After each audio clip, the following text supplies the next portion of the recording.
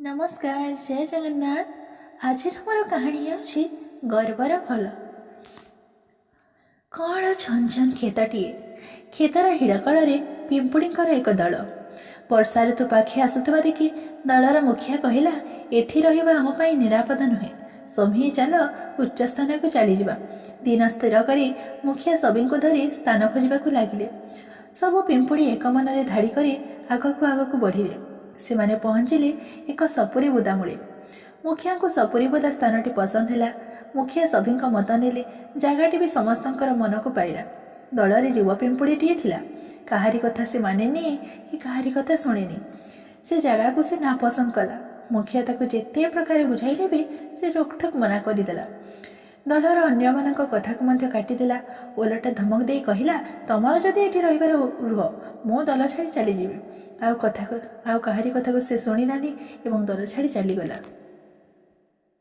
सपरी मुदा सामने थाए ढेंगा नड़िया गछटी। युवा पिंपुड़ीटी नड़िया गछ तले निजर बासस्थान कर रहिला।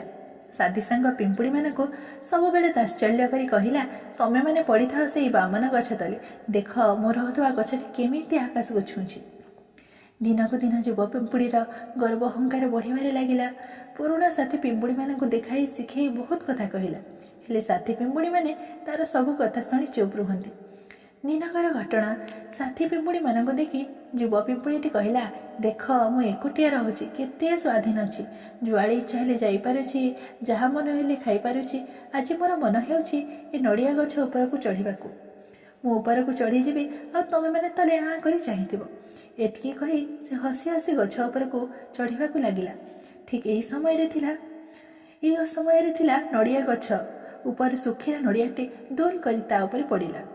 आ कि पाटिरू कथा बाहरे नड़िया तले चापी ही ता प्राणवायु उड़ीगला। साथी माने मन दुखरे एक कथाटी मुखिया को कहले। मुखिया सभी को बुझाइले, अरे आमे तो ता दलरे रही नियम मानि चलिबाकू कहिथिलु, से आद्य मानिला नहीं।